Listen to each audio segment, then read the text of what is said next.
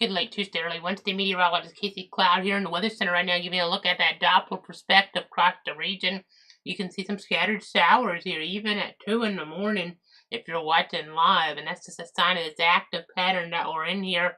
We had severe warnings yesterday morning, 4 a.m., give or take, around Tallahassee. Then we had some pop-up warnings later on toward the evening as we were looking at a few different spots late afternoon, evening, as we were looking there, one east of Tallahassee and then a couple others toward northeast, Florida, north central Florida area. So kind of interesting to see all that, and we're going to have more rain and storms on the way. So let's have that umbrella on hand, but also whenever thunder roars, you want to make sure you go indoors here.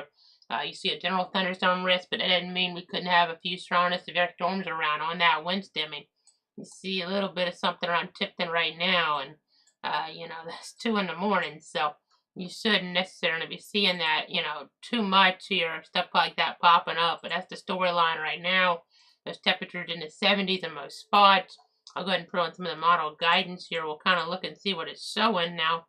Not always been picking up, on the situation too well, and looks like it's a little bit off again, but we'll kind of try to progress this out to see what it is, simulating conditions could be here as we look ahead. I mean, this is what it's supposed to look like. That's not what it looks like here right now as we're looking at things and as we're tracking things here in toward the Weather Center late on this Tuesday, early on this Wednesday.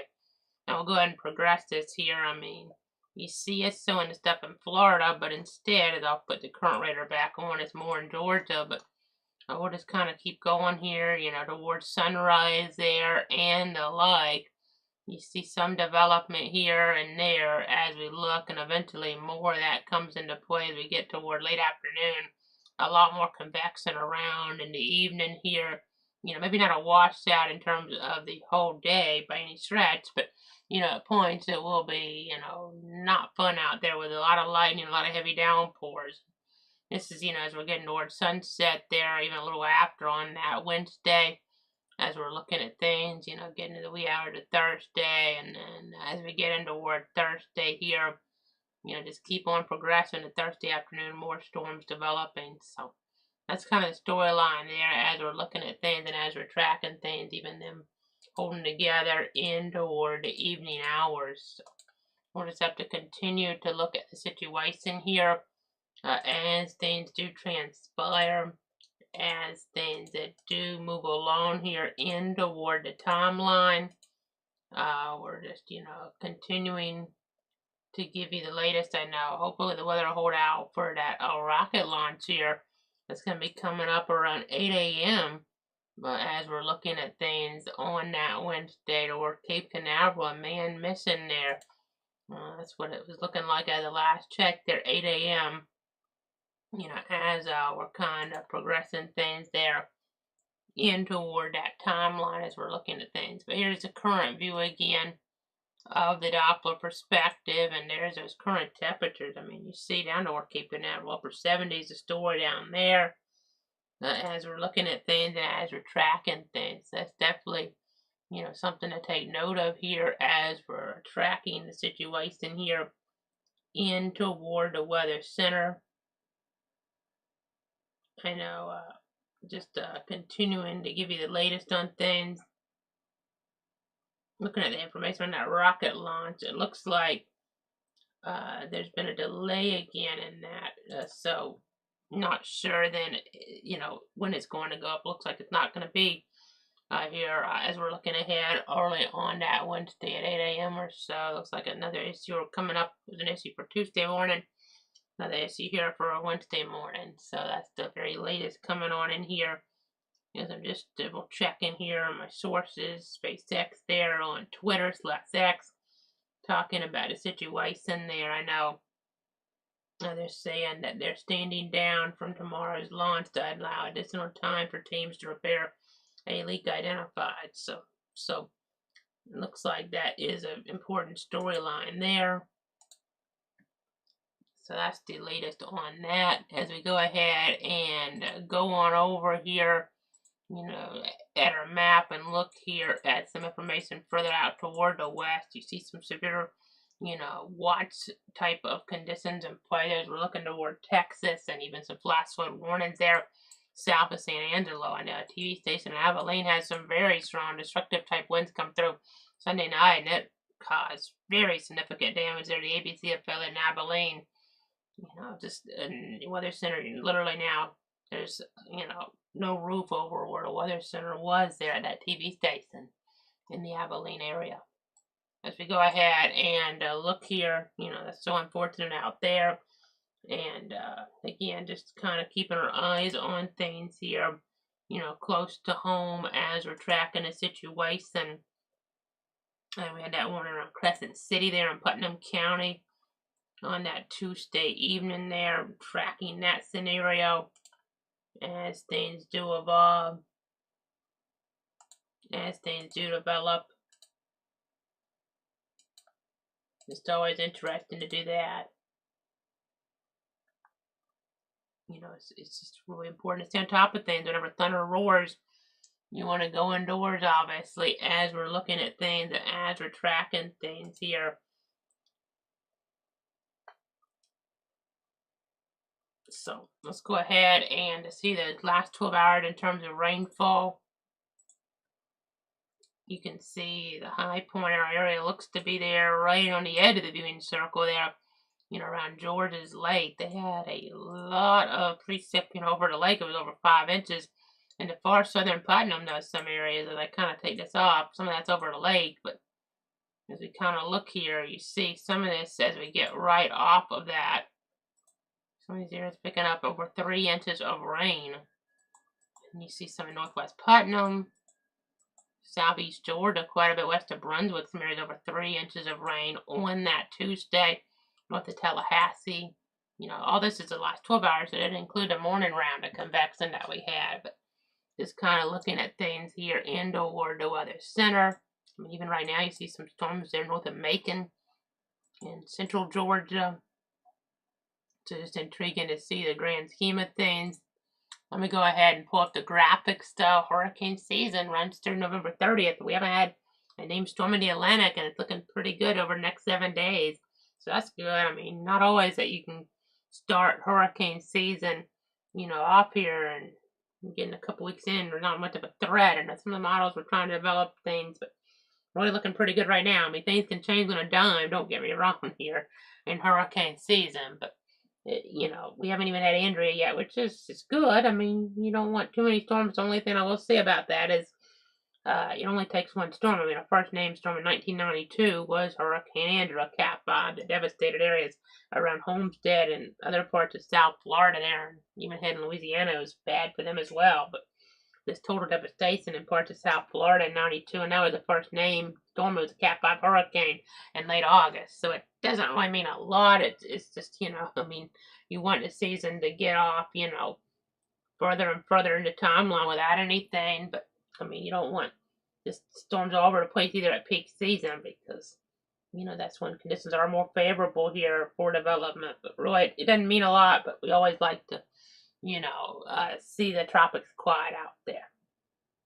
So you can see, look at some of these names. They are kind of familiar over the years. And Umberto there out toward East Texas, it developed in, I think it was maybe, let's do the math on this, 18 years back, but it had to probably been 2007, toward areas there around the Gulf Coast. Very rapidly, it went from really not anything to a Cat 1 hurricane within a very short period of time. So that caught people by surprise. And then Imelda accident, I know we mentioned the hurricane special, about that storm. We talked about it. But that was a storm that flooded areas around Houston after Harvey a couple years later, and areas further east Beaumont there with Imelda in 2019. I know mixing that up with Isaias there, which was, I believe, maybe 2020. But there's so many storms the last several years. But and Karen, that could have been one back when I was at FSU there, as we were looking at things. That could have been a storm system to track. Luckily, it didn't really become anything too crazy, but that was back in 2013. It's every 6 years these repeats, so it would have been 2013 there with that. You know, that could have been a storm that evolved. We had Nestor there back in 2019 that had some tornado impacts. We had, you know, area there in Polk County impacted from a tornado from that. So these names repeat if they're not retired. Sometimes they will be retired, but sometimes they won't be. Of course, all storms are different, but it's interesting to kind of talk about what some of these names did do in the past. So as we go ahead and look here, you know, next 7 days in terms of rainfall, I know in the injury on that list, I believe that was, you know, that's been a name we've talked about over the years, hadn't been retired, but, you know, been watching toward Florida with that. As you see here toward Texas, next 7 days, though, several inches of rain possible out that way. As we're looking toward parts of North Texas, there in that orange, 3, 4, 5 inches there in some spots. And then you see toward our local area, most spots getting a good bit of rain on average. Most spots should get at least 3/4 of an inch, but some spots, you know, the forecast is for a couple inches, and isolated spots will get, you know, as we saw, even just in one day. I mean, some spots, isolated spots in the next 7 days could get a half foot of rain. Some, you know, probably get a half an inch of rain. It's just how it goes this time of year. We do need the rain, as we continue to talk about. We're starting to get more in a rainy pattern, which is good, but we don't want light in and then, you know, you don't want it anyway when the thunderstorms go indoors, but you certainly don't want it to hit something and there not be much rain afterward and then that starts a fire. That can happen. You'd still need more precip, but we're trending a little bit better with this. It still wouldn't be the worst thing if we had a weak tropical storm that didn't have much of a tornado threat but brought quite a bit of rain, but not too much rain to our area here as we look ahead. But that's something that, you know, sometimes it can be a situation where we end up still having problems. I mean, it was almost hurricane, but think of Elsa there going back a few years. And, you know, that was a situation where we had just tornado warnings popping up in quite a few areas. As, you know, that made landfall there around the Gulf Coast. You kind of forget about it because of what we had with Helene and of course, Dahlia. But we had Debbie, you know, between those. This has been so crazy. But also, it was almost a hurricane on the Gulf Coast before all that, and we had all those tornado warnings around. We had flooding in some areas. It was a pretty bad storm, really. I mean, you know, almost a hurricane there in the summer of, you know, either 2020 or 2021. The years are going together at this point, but it's going back a little while. So, you know, with Elsa there, that was a pretty memorable storm. As we're looking, I'll look it up real quick here. You know, that was a pretty memorable storm in and of itself, though. As we look back in toward the timeline, you know, the tropics being so impactful. I think it was 2021. That was a big deal. Definitely had an impact. So coming up on that 4-year anniversary of that, I believe. So, you know, that was just a tropical storm, but it was a strong tropical storm and had a lot of impacts around. It was July of 2021. As we continue to look at things here, of course, you have the interactive radar available on the website, but the drought monitor here, as we're looking at things, this was the latest update from last week. We'll have a new update on Thursday, which only, you know, factors in data through the Tuesday period at 8 a.m., but some areas will probably be looking better, but some areas still need more rain. I mean, I know in here it wasn't too bad around Orlando. They actually had flash flooding there around Orlando on that Tuesday with flash flood warnings in play there. So, you know, some areas are starting to get the rain they need, but other areas still need it. I mean, we'll still have some drought spots on the map for sure this week with that drought update as we're looking across the Sunshine State. Of course, we're always on for any tornado warning storms across the 62 counties, but whenever there's, you know, severe thunderstorms, you know, we're on as needed. And same with flash flood warnings for the local area. So this time of year, you know, the percentage may be a little lower in terms of just there's so many of them that will come on for the severe thunderstorm warnings, flash flood warnings, because it can happen almost every day here this time of year. But always on for the tornado warning storms, any of them moving through the area. Been on for every single one, moving through our covered area since like 2019. But I know it's just important here to always keep track of things across the 62 counties on the different platforms there. But, you know, just, you know, this time of year, stuff more rampant, you know, in the springtime, you know, it's more of an organized threat generally with a line, or obviously you have a tornado threat that can come into play. Now we're starting to get more in that summertime pattern. Stuff's more renegade or just pop up. You just gotta be aware of your surroundings with the lightning. I mean, whenever thunder roars, go indoors. Don't wait for any meteorologist or anybody to tell you. You know, if you hear that clap of thunder and or see that lightning, it's time to go ahead and get inside. You know, especially, you know, sometimes at night you can see lightning from way far off. But other than that, what I mean by that is whenever that thunder roars, it's time to go indoors here as we're looking at things. You know, occasionally at night when you see the lightning but you don't hear the thunder, if it's way in the distance, it's okay to stay outside for that. If it's, you know, you can maybe look on a map and see it's 30, 40 miles away or something. But uh, you know, otherwise, whenever that thunder roars, you want to go indoors here. So, very important to just keep all that in mind as we're looking at things, as we're tracking things, giving you guys the very latest here. You know, there's just so many warnings this time of year, but we're always watching, we're always tracking here, giving you the very latest and trying to keep you informed. I know fog could be a threat as we look ahead here on this Wednesday morning, so just slow down and give yourself extra time to reach your destination. Or this along with rip currents can be a really hidden hazard. In meteorology, just make sure your vehicle is as visible as possible to other vehicles by using your low beam headlights. Leave plenty of room between you and the vehicle in front of you. This can lead to accidents that can be deadly. That rip current hazard at the coastal areas there, you know, can be deadly as we're looking at things. This time of year, people from other parts of the country come down, and you know, sometimes current and just the water too rough. Even if you don't have rip currents, it can be deadly. And just gotta be really careful. The Atlantic Ocean, the Gulf there, just gotta be really, really careful. Very dangerous if you don't know what you're doing there. And even if you do know what you're doing, if there's a rip current risk around, you really need to be a strong swimmer, and even then it may be advisable not to be in the water with a rip current risk. But you know, you just gotta really, really know what you're doing because it can take your life in rip currents. Now we do need to go to a somber topic here. Legendary chief meteorologist in Oklahoma City there, as we're looking at things, Gary England passing away there on that Tuesday. He was 85 years old.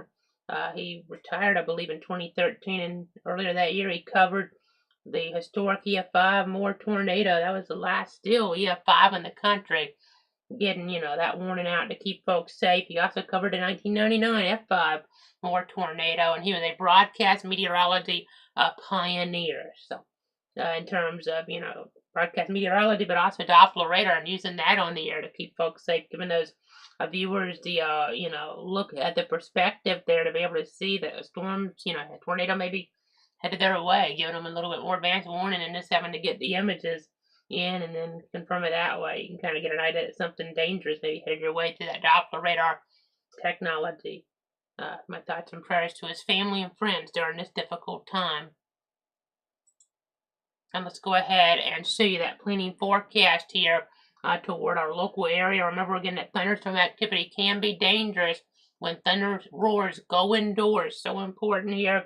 Rain chances at 60% through Father's Day there through Monday, and then down to 50 for Tuesday. But I mean, it's not making that big of a difference here as we're looking at things, as we're tracking things. You know, the temperature's a little above average there, highs and lows. I mean, you know, that's kind of steamy pattern here, and you know, 50%, 60% on the rain chance is not gonna be much of a difference. So, but some days you get a storm, some days you won't. It's, you know, depending on where you're at. I mean, you know, stuff will pop up. It's not necessarily something we can give you a heads up on that easy because I mean, I'll see the general thunderstorm risk again if you weren't with me when I said this earlier on. I mean, you know, and it's literally where we can have a development here. Let's see, you can have development in here anywhere in that light green of thunderstorm activity. You see lightning right now at 2 in the morning. That's a lot of lightning, really.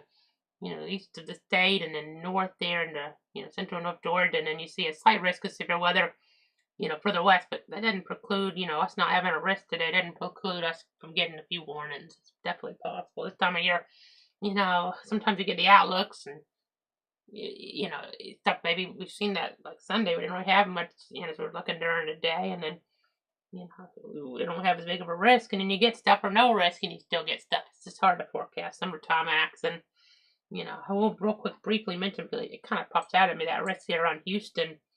There's a tornado risk there from San Antonio to Houston on that Wednesday.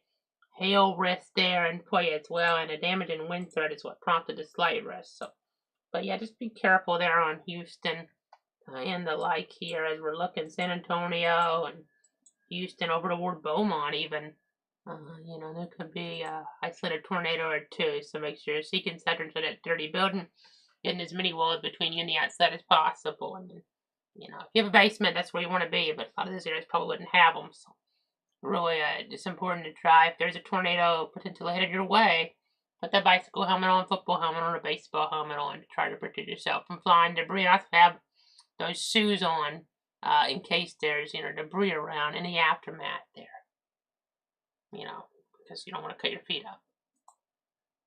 I know it's a situation that's not a big risk. It's just kind of being in Houston there with that risk, you know, including Houston. I mean, San Antonio, Houston, that kind of stands out at me a little bit just because, you know, pretty highly populated and again, not that big of a risk. You know, I may not even get like a tornado watch or anything, but let me pull up the model guidance. I'll look at that real quick here. You know, we had that wind event last May in Houston that kind of was a little bit of a surprise. And let's see here, the model guidance. This is 7 a.m. Central Time on that Wednesday, 8 a.m., 9 a.m., 10 a.m. So we could have some warnings over there. We'll see. And then you see some stuff kind of lingering through the day, even popping up there. That could lead to a flood threat. We'll have to watch. That goes to about, let's see here. Let's do the math, 4 p.m. Central Time on. This is a 6-hour rainfall. Some of the areas could get several inches of rain even. So 3 or 4 other spots won't get near as much. Sometimes the models overdo that. They're having trouble with some of these patterns. And this is our local look at like 5 p.m. on that Wednesday. So just kind of interesting to see that there with the meteorology. See storms now though, so the models, you know, weren't picking up on those. So just kind of interesting to see that here again. You know, pop-up thunderstorms can be anywhere, as you saw in our area. You see, look there at that information. So let's be aware of that. Very important to stay aware of that again. Important here that, you know, keep in mind that thunderstorm activity can be dangerous. It can be deadly here as we're looking at things, as we're tracking things here. So just so important to stay, you know, aware of your weather surroundings really. So let me go ahead and see if there's any questions or comments before I wrap it up. I see Nicole watching on YouTube. Thanks so much for watching here, Nicole. Appreciate everybody tuning in. I appreciate everybody trusting me here as we're looking at things and as we're tracking things from the Weather Center. I think that's going to do it for now. We'll be on as needed for severe conditions in our area here. And there's a big national threat. You know, not really expecting it to come on for anything national. And Wednesday, again, you saw Houston with a small risk there of some severe weather. And there's also a risk on that Thursday of some strong to severe storms in Texas there. Also in the center of the country, like in parts of Kansas, Colorado, Nebraska, and even Iowa and Minnesota. So, you know, that's something. Even today, we have a risk of some severe weather around Boise and areas there around Billings. The tornado risk not really there. And there's another small risk there around areas near and north of Des Moines, around Sioux Falls, Milwaukee. But I could see your days on this map real quick here. We'll do it. Let's just go ahead and see that. And that's the tornado risk. But let me go ahead and see the overall outlook here. Dark greens are the marginal here for that Wednesday. But very well could have to cut in for something local, you know. But this is the national storyline here. These are pretty low risk. Again, this is the one that stands out a little bit because there's a small tornado risk around that. It's not a big deal, but, you know, tornado in, you know, that area, if it were to arise, would be a, you know, big deal on that micro scale level. Of course, if we have any tornado warnings around here, I'll be on. If we have severe thunderstorm warnings, flash flood warnings, we'll at least be posted about them on Facebook there and Twitter/X. But, you know, obviously, if we need to cut in for them, if we see something that stands out about them, be on the air as quick as we can be to keep you, your friends, and your family safe and informed. Have a great night, everybody. Stay safe out there, and I'll be back late Thursday, their next formal update, but we may have to pop back in sooner. Very well could here, so just keep it tuned to the different platforms.